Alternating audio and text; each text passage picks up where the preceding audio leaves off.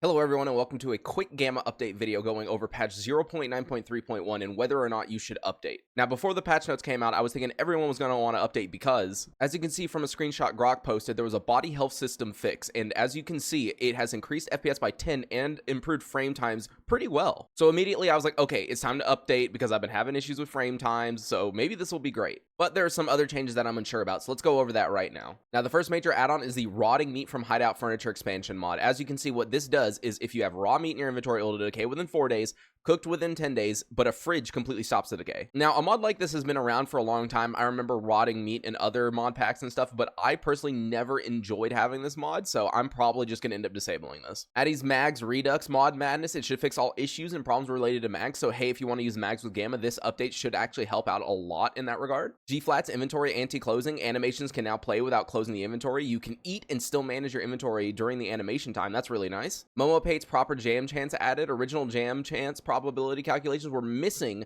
the base anomaly jam chance, and I wonder if that's going to make it harder, because before, honestly, if you just had a good barrel and one other part that was nice, you had like a 4 to 6% jam chance. So S.T.A.L.K.E.R's replace shows parts health. This is actually really nice. When you go to right click and replace a part, or to clean a part, I'm assuming, it'll now show the parts condition, which is really nice. Gamma free zoom rewrite. Hopefully this does actually fix the free zoom issues. If you've watched any of my streams, you would notice that sometimes it just randomly zooms in when I'm like trying to shoot, and that was not supposed to be a thing, even though I have free zoom disabled. Now under graphics, this is nice because people keep asking me about this every single stream. Disabled all instances of depth of field, but when the player aims with a gun, because so many people ask me like, dude, why is there depth of field here? How do I disable it? How do I disable it? How do I disable it? And now most of it is disabled. But if you do want to disable the depth of field when you aim a gun, you just got to go into your MCM settings, go to screen space shaders, SSS, you go to weapon depth of field, and then you turn everything to 0 or disabled. Disable screen space shaders force volumetrics by default. I assumed it was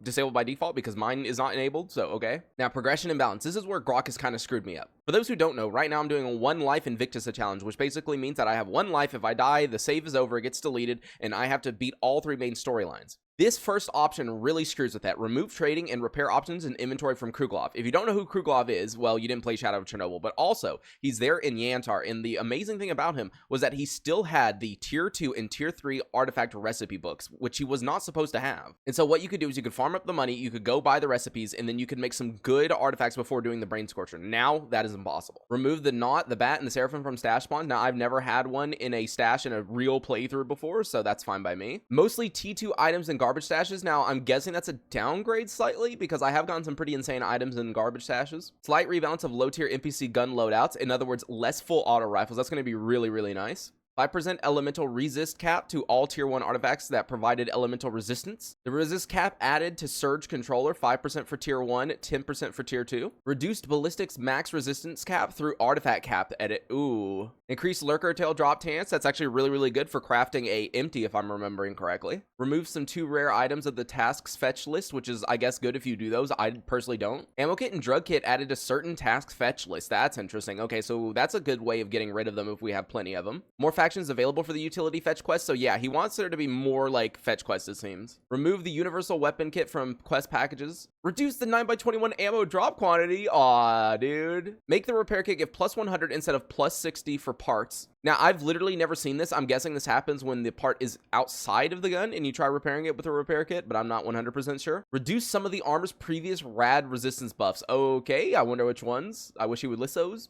Now, under Gunplay, the F2000 has a 3-round hyperburst. Now, personally, I've never been into 3-round hyperburst, but if you are, like, that's pretty cool. Reduce the 556 AP round price. That's actually really, really nice. Nimble weapon upgrade fix. Now, that is a really good change. For those who don't know, when Grok redid this entire weapon parts balancing system, it kind of screwed up Nimble. If you didn't know this, you could take certain guns to Nimble and pay a price, and he would upgrade them. One of the best trades that I always recommended was bringing an MP5 to Nimble, because what you could do is you could turn it in, and he will give you a Frazier, which uses Hydroshock. It is one of the fastest mutant killing guns in the game besides the Vector. The BRN 180 is now a D-type. I assume it was a C-type before. I honestly don't remember. Increase the UDP 9 recoil. No, I was just getting excited to try out that gun. Let's see. We got an MP fix. We got an AK-105 tactical kits for DX8 and DX9. I'm assuming they couldn't buy them for whatever reason. If you're on a lower DirectX version, that's a bit weird. Let's see. Fixes. And Mossberg 590. Aim sway removed. Let's go. Okay, that's the one reason I didn't use the Mossberg, is I hated it because of the aim sway. It was too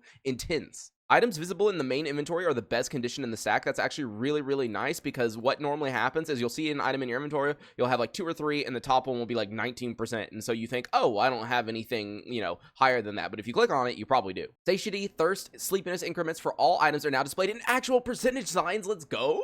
Made belt items plus carry weight UI dependent on the item condition and change the units to kilograms instead of grams. That is very nice. Workshop resets rather than close on weapon repair. I'm not 100% sure what that means, but I guess we're going to figure out. Pick lowest condition supportive material by default when repairing items, and magazine add-ons are now grouped in the mod organizer 2 for easier activation. Now, as you can see, there was a lot of fixes, like an ultra-wide crash fix that I'm sure some people will super enjoy, the performance fix that we talked about earlier. Grass Tweak's LOD order fix. I know some people have had that issue. So what do I think of this new Gamma patch? Well, if you're a normal player, I honestly think you should update, and if you don't like the rotting meat, then just go ahead and go to the mod organizer and disable that. For the average player too, the FPS increase is going to be amazing, but for me, the thing I'm worried about is Kruglov. This completely destroys my plan for my One Life Iron Man series, so I am on the edge about updating, but I'm probably going to do it, because guess what? I'm a content creator, I kind of have to. And I should mention right here at the top, Grok does mention when is 1.0 going to come out. It's when it's ready, and the goal of 1.0 will be a complete story rewrite, but before that, many things need to be done, so just keep that in mind. Now, personally, if you're not doing content on the game, I would recommend waiting a week before updating, because typically there's always some kind of issue, some kind of weird thing that happens whenever a new update comes out, so it's better to just wait if possible. And thank you guys so much for watching this short little update recap. I hope you guys enjoyed the video, and I hope you will stick around to watch my One Life Iron Man series. Thank you guys so much for watching, and I'll see you guys next time. Peace.